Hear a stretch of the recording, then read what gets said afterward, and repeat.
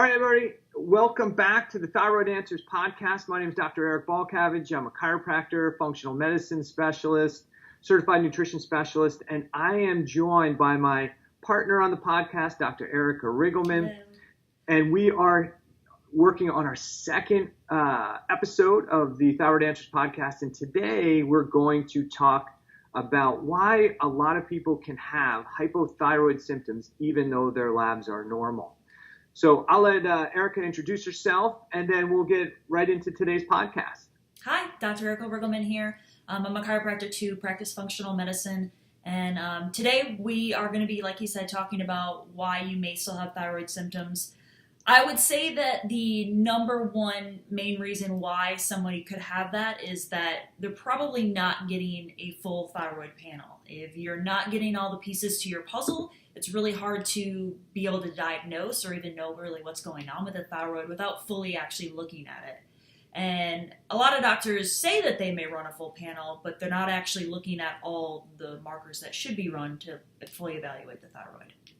Right, and we see and I commonly see when people are told that they had a full thyroid panel done, really what's done is typically a TSH, which is really just what doctors believe a screening test for the thyroid status of the body. Mm-hmm. And we know today that TSH does not evaluate the thyroid hormone status of all the cells in the body. It really just represents what's happening at the pituitary gland. Mm-hmm. And there's lots of reasons that the pituitary gland can be well supported with thyroid hormone, but the peripheral tissues are not well supported. So there's a number of things that could increase that T3 activation in the pituitary.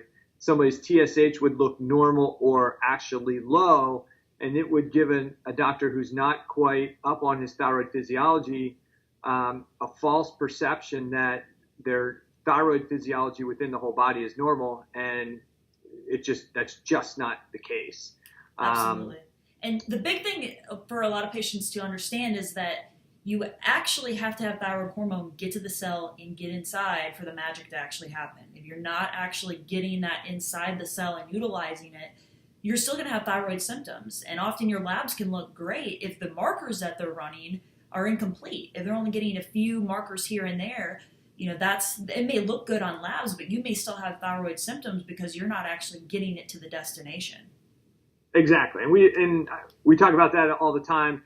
There is hypothyroid symptoms are the result of having insufficient thyroid hormone in the peripheral tissues. And that can happen long before there's a glandular problem. Most docs are looking at hypothyroidism as a glandular problem, but the reality is that you could have no gland at all and somebody could support you with thyroid hormone. And you could be fine. And so it's not a glandular issue that determines hypothyroid symptoms per se. It's how much, as you said, how much thyroid hormone gets into the peripheral cells. And if you don't run T4, T3, free T4, free T3, reverse T3, you won't know. Yeah. I just did a Thyroid Thursday video and shot it, and part of that video, the importance of that video was talking about how bile acids suppress TSH production. So you could have a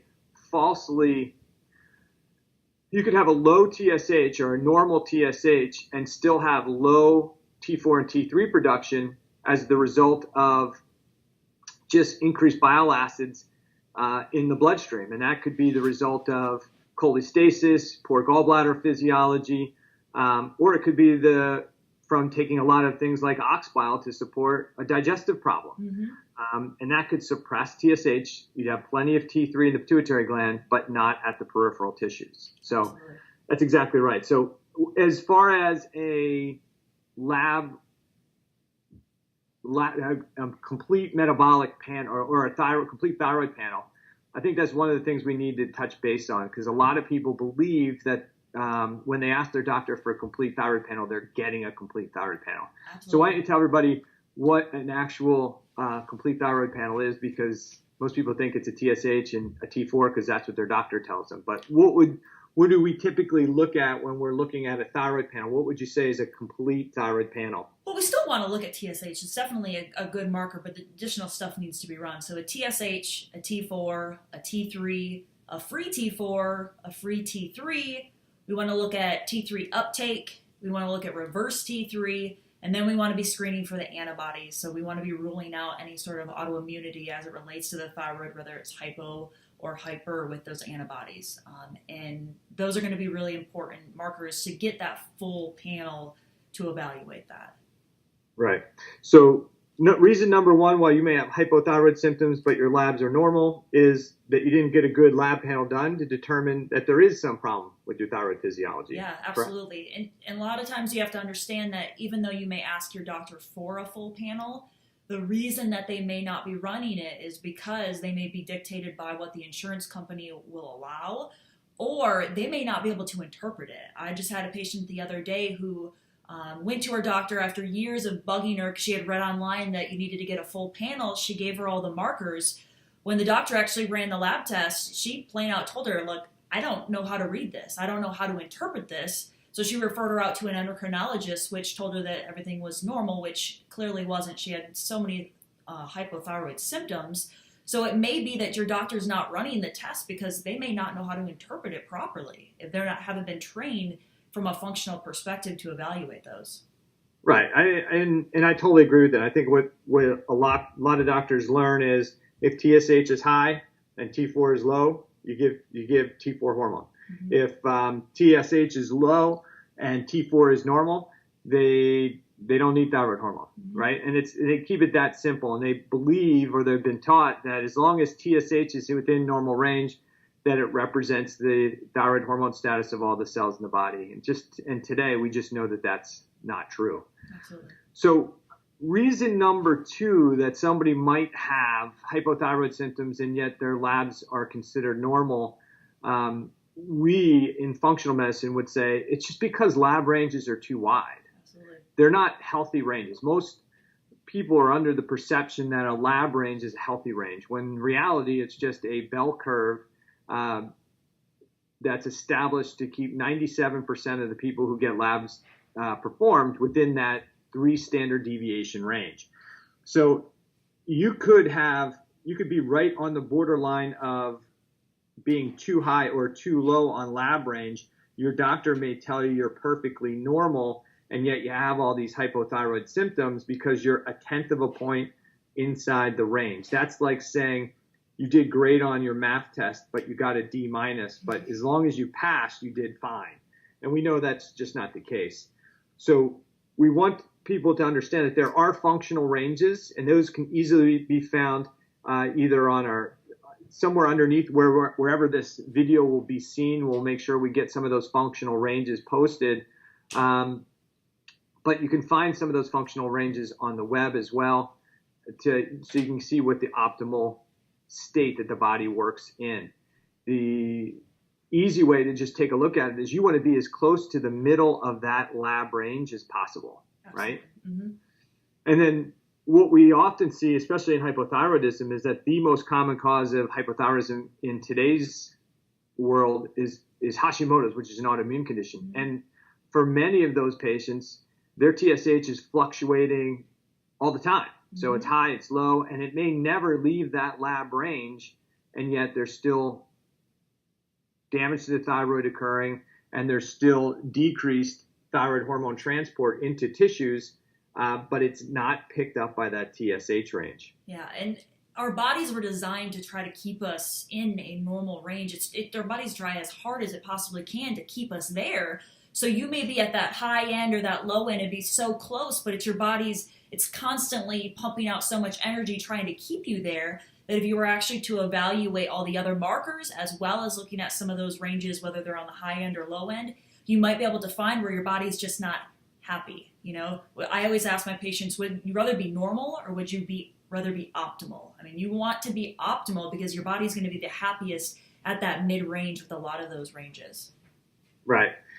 And we see that what a normal range, when we talk about normal lab ranges, those are what we've determined based on that kind of 3 standard deviations, but that's it's not necessarily a healthy range. And I think that's the key thing, is to make sure that our patients understand that when they look at their ranges, if you don't feel well and you're at the outer edges of the lab range, there's still something going on, and you just need somebody who can interpret that information better than whoever ran that lab work for you. Absolutely. And the other thing is that a lot of doctors are solely relying on what the labs are saying. If the labs look great, but the patient clearly does not feel normal, you have to take both into account. You can't just say just because your labs aren't out of range yet that you don't have a thyroid problem, because you have to listen to both. I mean, you have to listen to the patient, but you also need to evaluate the labs properly to kind of know what's going on with that patient. Right. And you have to take as you said, you have to take the labs in context with what else is going on in their life, their history, their timeline of events that have happened to them. Because reason number 3 that you could have hypothyroid symptoms but still have normal labs is what you kind of hinted to early on is really cellular resistance. There are reasons that the cellular system reduces thyroid hormone transport and thyroid hormone conversion to active forms within the peripheral cells of the body. So you could have totally normal thyroid hormone blood levels, but again, if you're insulin resistant or you're trying to excess it high, like you're trying to diet and you're in starvation mode because you're not eating much, or you have an infection, those are just a couple reasons why you would not transport thyroid hormones into the cell. Yeah, and I think that's where a full, complete metabolic panel, more than just a thyroid panel, is important. Looking at some of these other markers or cofactors that might be playing into why someone has a thyroid symptom in the first place. Right. If you don't run a comprehensive metabolic panel and find out the patient has insulin resistance, then you may not understand that part of that mechanism of insulin resistance is going to have decreased thyroid hormone getting into the cells. If you have a gallbladder problem, or you have biliary stasis and you have elevated bile salts in your blood, that will suppress TSH levels. And if you already have low TSH and borderline low T4, T3 levels by lab range, and then you suppress TSH even more because of the excessive bile salts in the blood, yeah, your TSH is going to look low. But you're also, if you suppress your TSH or decrease TSH activity, you're going to further decrease T4 and T3. So thyroid resistance, you have the infections, inflammation, and you have things like bile secretion, estrogen dominance that are going to impact TSH production, make TSH look like it's normal, but still induce a hypothyroid state in the rest of the tissues. Absolutely. And I think that's where another big component of this is going on lifestyle wise. You know, what are the main things that people can do to, you know, if they're looking for a functional medicine doctor, they're trying to get their doctor to run these, what are some things that patients can do, you know, right out the get-go to maybe improve their thyroid function or increase the chances of having a better optimal thyroid? Yeah, well, definitely from a personal perspective, definitely making some dietary changes are probably important. The easiest thing for most people is just start eating better. Eat food like it swam in the ocean, walked on the earth, like it came out of the ground or off the tree. So you want to eat real food. Get rid of the processed foods. Processed foods really have a negative impact on our gut biome. They create chronic inflammation. It's an overconsumption of foods that are going to drive insulin resistance, chronic inflammation, and really wreak havoc on thyroid physiology. And it really does not cost anything to do that. Most people think it's more expensive to eat healthy, when in reality, the healthier you eat, the fuller you feel on a regular basis, and the more satisfied you feel. A bag of chips is definitely cheaper than maybe an apple, but that bag of chips is only going to satisfy you for maybe the 30 or 40 seconds that you ate it, and it's designed for you to want to eat more. Whereas the apple will probably keep you satisfied for an hour or so because it's nutrient dense, whereas the chips are not. So that's definitely one thing they can do. Working on improving their sleep habits and their sleep patterns is really important. And a lot of people in today's world, they get terrible sleep habits. They're up late, they're on their iPhone, they're on their computer, they're watching TV till all hours of the morning or all hours of the night, and then their sleep hygiene, as far as, you know, the conditions that they're sleeping under, aren't great. and they're waking up tired, fatigued, and inappropriately rested. And that Yeah. can have a major impact on their health, their stress, their inflammation. And Yeah, it definitely wears those adrenals out too. yeah, and all these systems tie together. As far as other things they can do, definitely exercise is a key. We talk about that multiple times. That strength training is one of the best things you can do to help support health and physiology if you feel well enough to do it. But how you strength train and how you do aerobic exercise training, cardio, what we call cardio training, is really important. Done inappropriately, it can have negative consequences, as well as if it's done right, it can have positive consequences. Absolutely. And stress can also, exercise can also reduce stress, which we both know how stress impacts our, all functions of our body, raising cortisol, and that affects thyroid function in itself. So reducing stress in your life, whatever your main outlet for reducing stress, whether that's meditating, doing light exercise, yoga, taking a hot bath, figuring out what your best method for reducing stress is going to be key as well. Yeah. And there's lots of things. I know I've posted a bunch of things on my websites or on my Facebook pages that the dealing with lifestyle factors is typically free, doesn't cost anything. There's a wealth of information available for how to meditate, how to relax, how to breathe properly, what healthy eating is. And those resources are available. You just have to put the time in there to do it. And most people who struggle with those things have this perception that they're just too busy to get up early, to exercise, to eat right. And it's really just a lack of planning for most people, because if there are people who are just as busy as the person who's saying they don't have time, but because they're better organized and more committed to a health plan, they're able to get it done, right? They probably also have goals. They have things that they want to accomplish, and when you have things that you're working towards, and being more present in your life and knowing exactly where you want to go, sometimes you have a better outlook and a better guided path so that you don't get off track when it comes to a lot of this stuff, especially this holiday season with the hustle and bustle of all the stress and lots of sugar and spending lots of money. This can be really stressful for people, but if you actually stop and think about what the season is and be mindful and know where you're going so you don't get off track, and then that's huge. Right. So we've got definitely working on stress factors. That will be one of the things that somebody can do to help improve their hypothyroid symptoms when their labs are normal. Another thing we talk about is if they're going to seek out the guidance of a medical or a functional medicine practitioner, they probably want to find out if that doctor will run the comprehensive thyroid panel that we talked about. And do they run more than just a comprehensive thyroid panel, right? Yeah. So they could even interview the office they're going to say, hey, are you going to run, I think I have a thyroid problem. What type of test panel do you run from a thyroid perspective when you run a thyroid panel? They should be able to get that information. If they find that the doctor's office typically only runs a TSH and T4 because they think that's the only thing that's important, then they may want to consider another office. Yeah.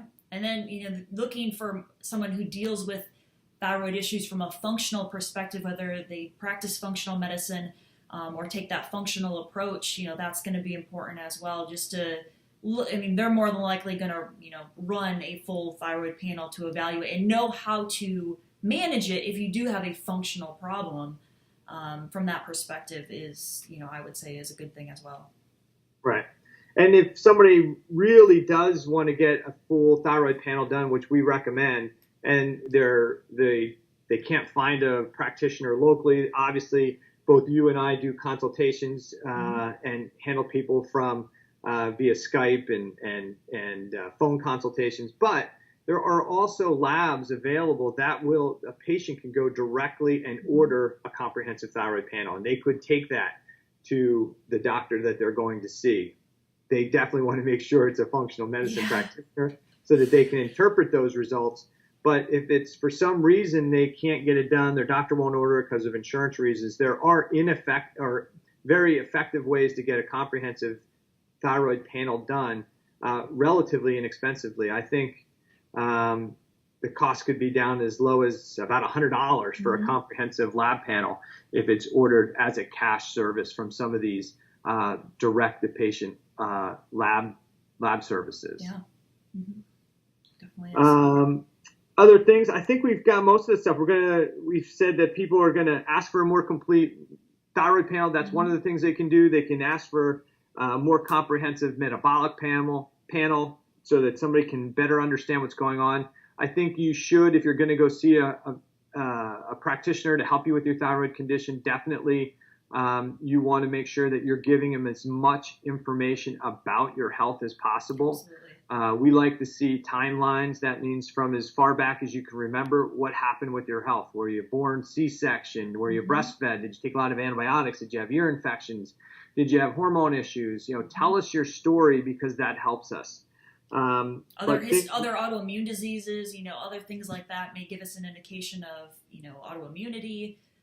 The telling your doctor everything, even if you don't think it's important, a lot of times it is important. So everything that's happened in your health history is important to your doctor, and your doctor should care about it. If they're just kind of blowing you off, then they're not taking the full picture into account, and that may not get you the best results. Right. And then the other things that they can definitely take action on without seeing anybody is just improve their diet, start eating a healthier, real food diet, work on getting healthy sleep patterns in place, breathing techniques, working on emotional stress, and working on physical fitness to whatever their ability to do that is. Those are all things they can do with relatively no expense to start taking care of themselves. And I think it's really key to reemphasize this, is that hypothyroid symptoms are the result of low levels of active thyroid hormone in your peripheral tissues. And that can happen when you have normal thyroid function. It can happen when you have normal serum thyroid hormone levels. But the impact of having hypothyroid symptoms is real, even though your labs can look normal. So don't be discouraged if somebody says you don't have a thyroid problem. If you have all the symptoms of hypothyroidism, then you probably have cellular hypothyroidism. And don't let somebody convince you that it's just that you're tired, you're fatigued, you're lazy. Or you need an antidepressant.